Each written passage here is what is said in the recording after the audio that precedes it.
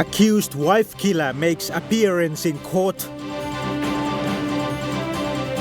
Taxi drivers continue their protest. And government eases control measures for church gatherings. This is National EMTV News with Dennis Orere. Good evening and welcome. This is Friday's news. 40-year-old medical doctor Simon Temo of Mendi Munihu in Southern Highlands, accused of murdering his wife and attempting to escape from police at a roadblock, appeared before the Mount Hagen committal court this morning. Dr. Temo and two of his alleged accomplices were charged with 3 counts of willful murder of Imelda Tubi Tiamanda. Appearing before Magistrate Leonard Mesmin, the accused requested his rights be granted while awaiting court. However, the magistrate told Temo to seek legal representation. Dr. Temo and 27-year-old Ken Paul and 42-year-old Nombe Kasu were charged with 1 count of willful murder each. This is their first committal court appearance after being locked up at the Mount Hagen police station on Monday night, the 10th of May. They will be remanded at Baisu prison while waiting their court hearings. According to the police summary of facts, the first defendant, Dr. Temo, admitted to 2 police officers on duty at the Hagen-Mendi border at Kagul Bridge that he killed his wife and was on his way from Mendi down to Mount Hagen to dump the body. He also offered both policemen 100,000 kina each to help him dump the wrapped body of late Imelda. However, the police officers decoyed the 3 men and brought them to Mount Hagen while alerting other policemen who made the arrest.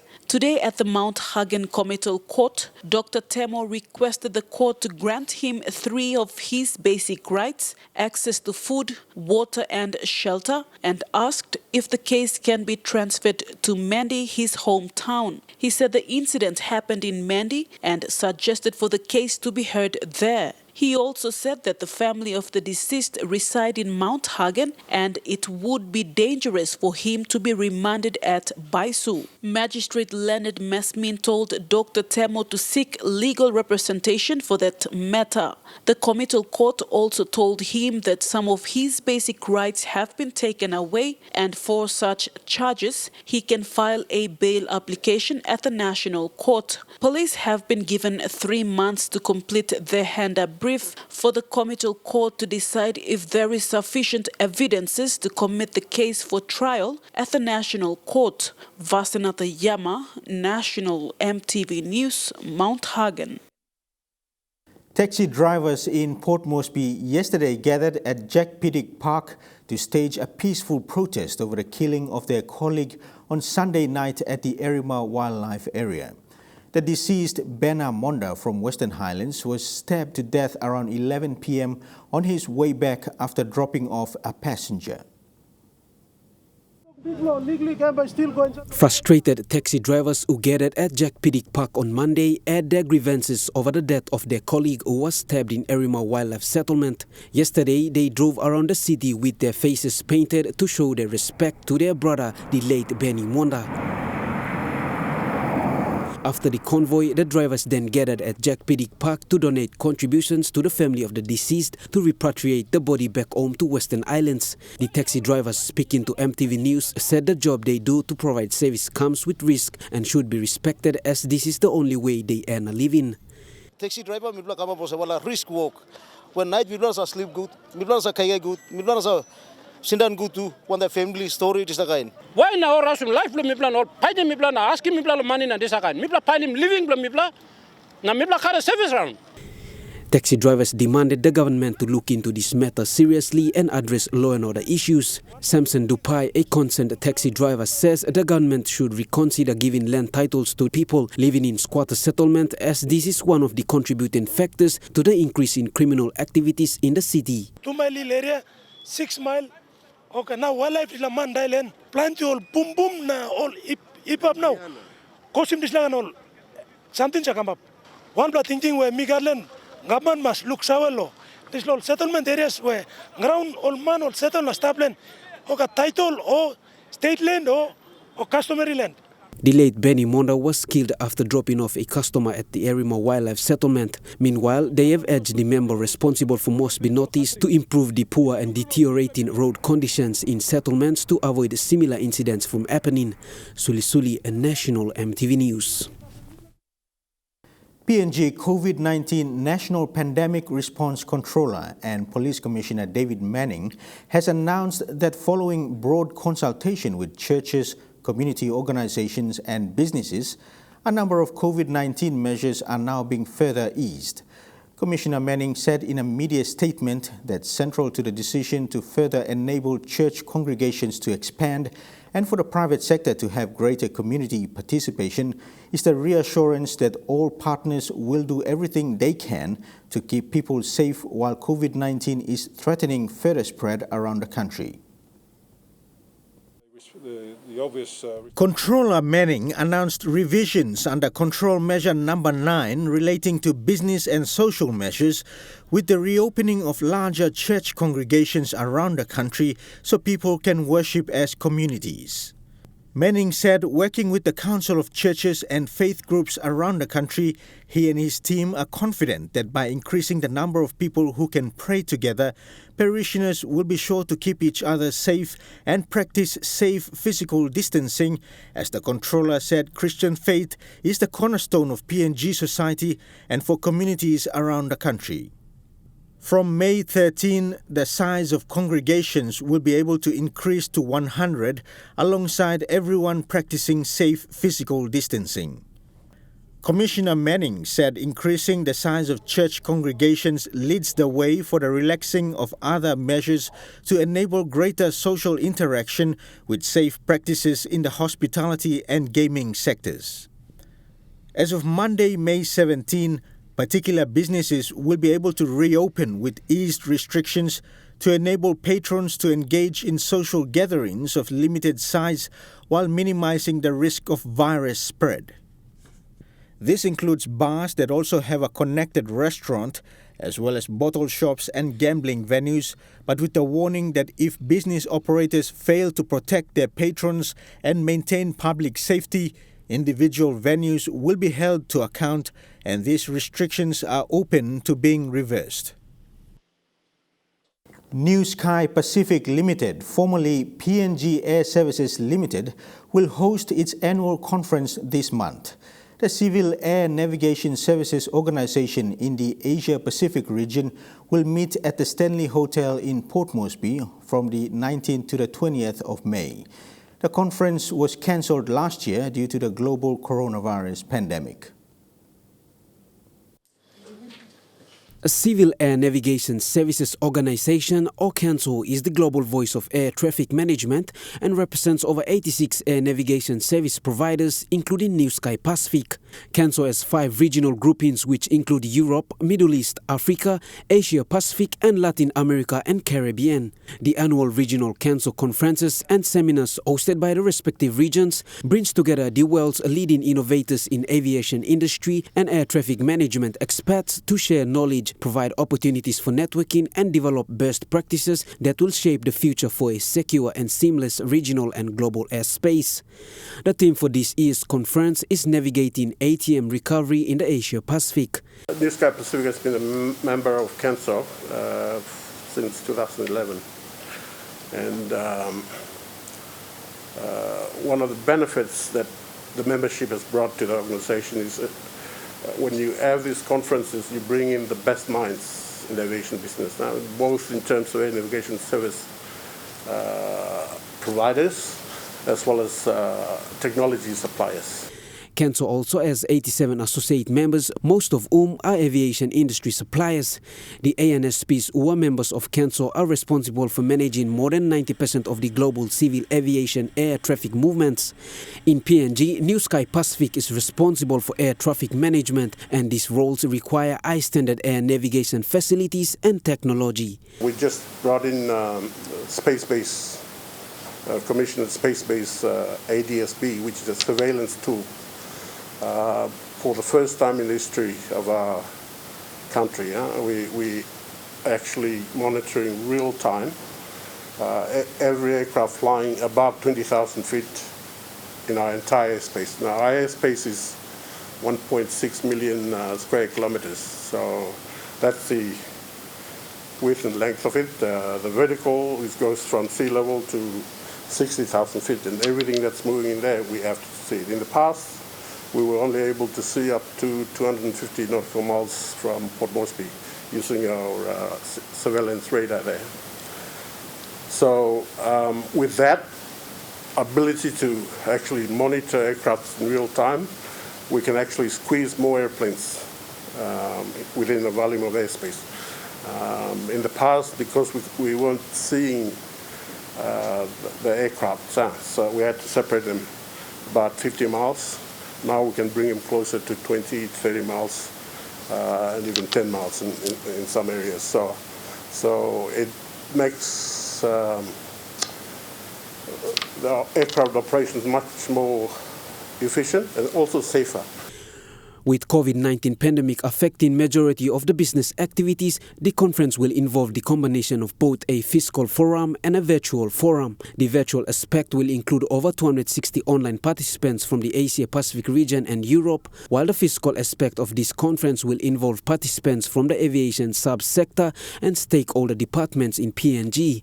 Suli, National EMTV News. You're watching National EMTV News. More of the day's stories after the break. Stay with us.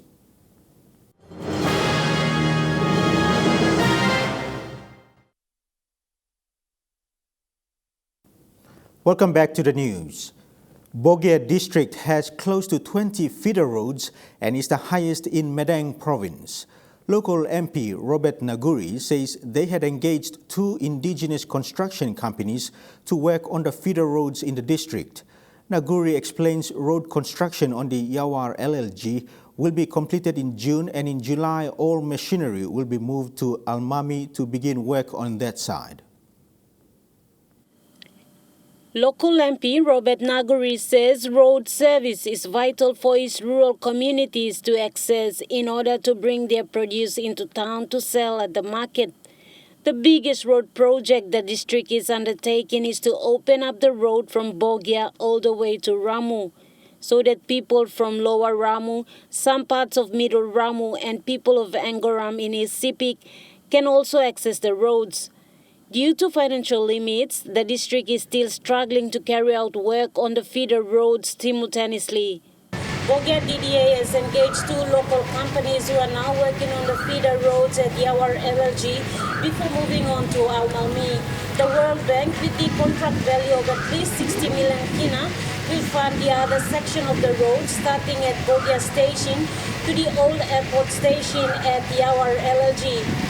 Local MP Robert Naguri says this year the World Bank finally approved all documents prepared by the Department of Works.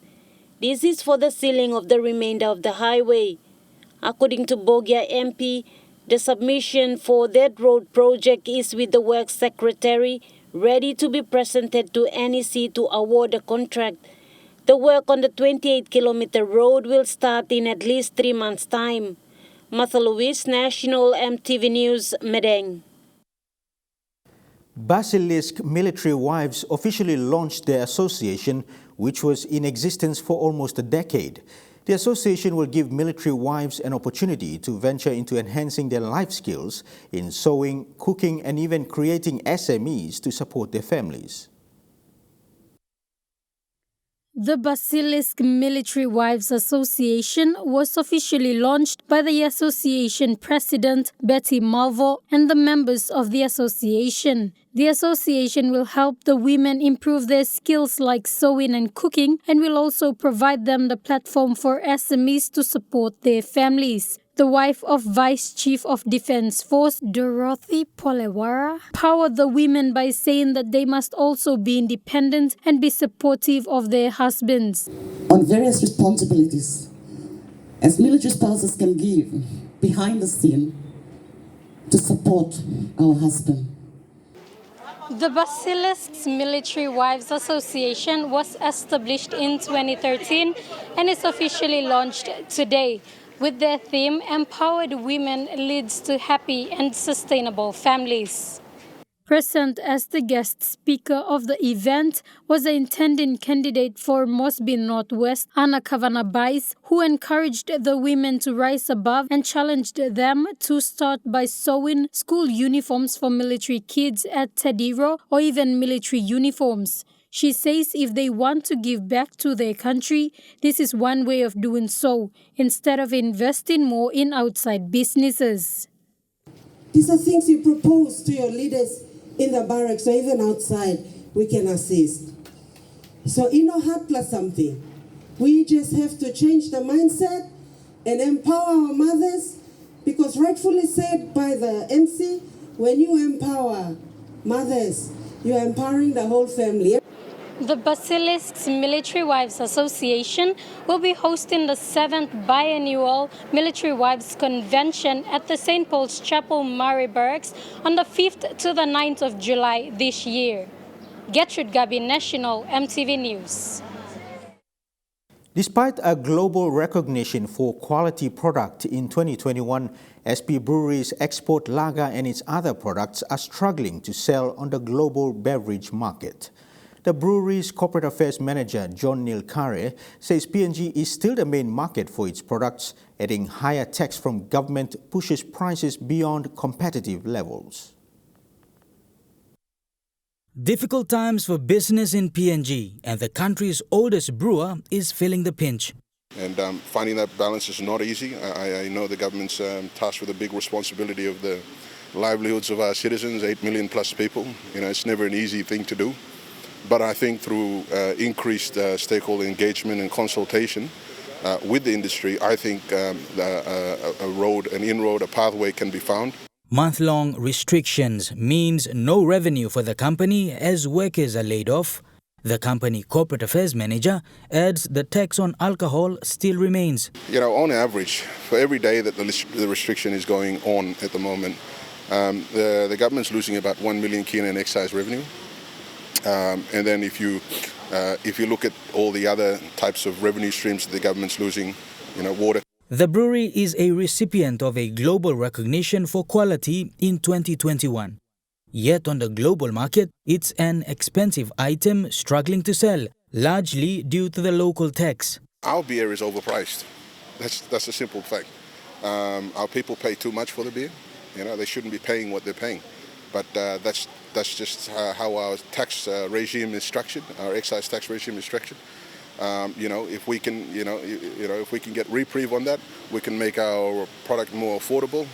And with affordability comes opportunity to export. Bradley Valenaki, National EMTV News. And now looking at the Nest Fund market report, the kina opened unchanged at $0.2850 in the interbank market this morning. At Bank South Pacific, your kina was buying $0.2775 $0.3543 Australian dollars, $0.3822 New Zealand dollars, and 29.75 Japanese yen. Looking at commodity prices at New York close, gold is trading higher, coffee and cocoa closed lower, copra closed higher, palm oil closed higher, crude oil is trading higher, copper closed lower. And on the stock market, the Dow Jones closed higher, the ASX 200 is trading lower, and the All Ordinaries is trading lower.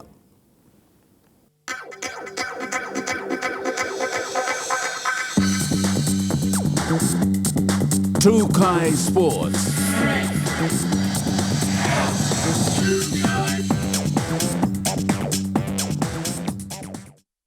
Welcome to Trukai Sports.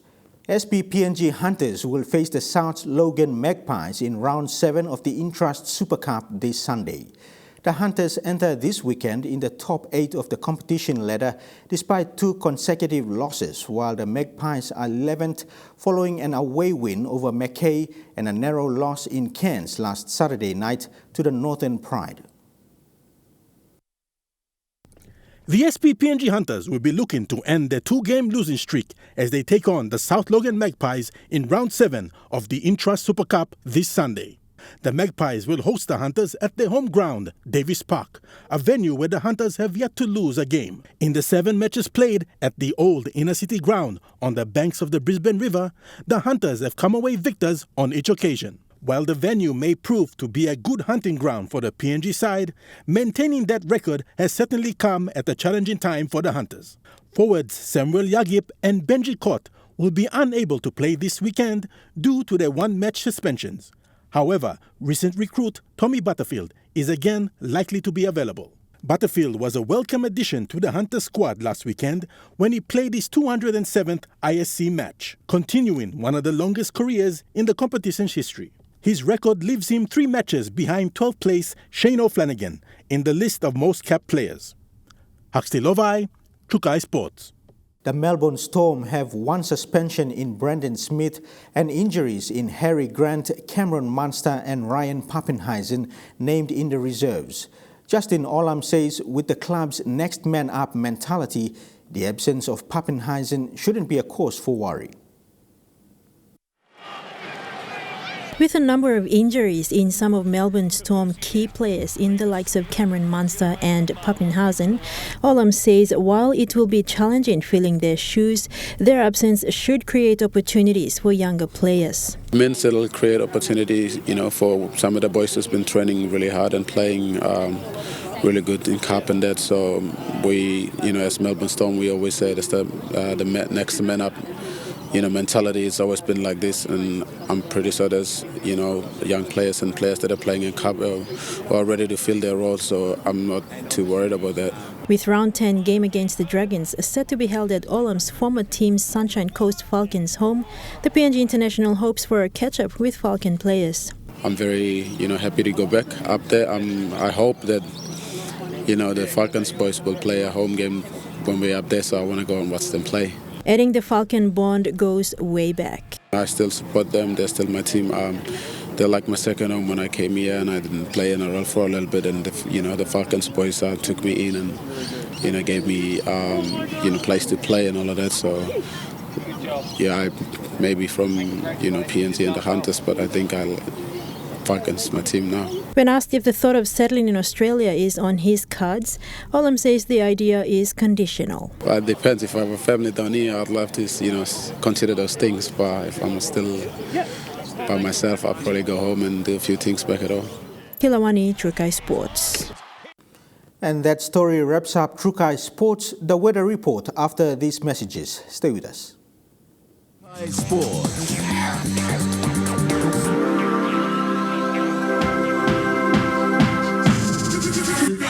Trukai Sports. This weather update is proudly brought to you by MoniPlus, with you always.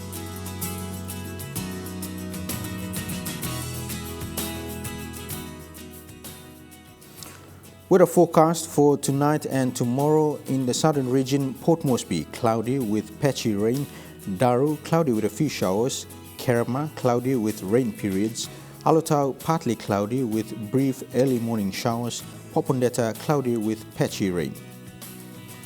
In the Momase region, Lae, partly cloudy with brief showers; Medang and Wewak, mostly fine; Vanimo, partly cloudy with brief overnight showers. In the New Guinea Islands region, all centers to be mostly fine. To the Highlands region, all centers to expect cloudy with rain periods, then morning fog.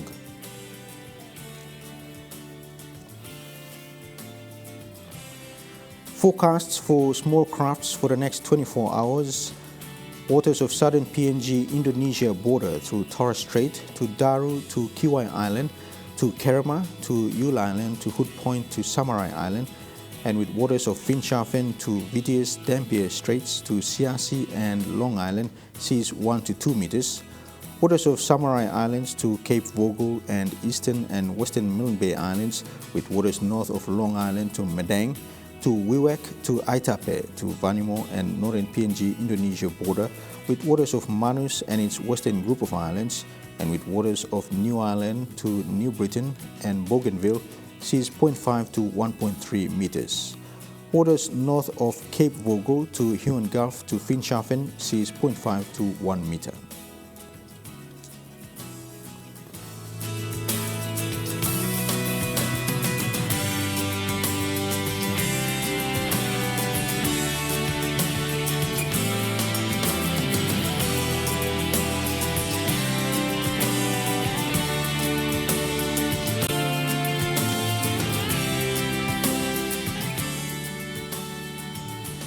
Ocean forecasts for PNG areas in the coral seas sees slight to moderate with east to southeast winds of 1 to 20 knots. In the Solomon Seas sees slight with east to southeast winds of 10 to 15 knots. In the Bismarck Seas sees slight with southeast winds of 10 to 15 knots. And in the Pacific Ocean sees slight to moderate with southeast winds of 10 to 20 knots.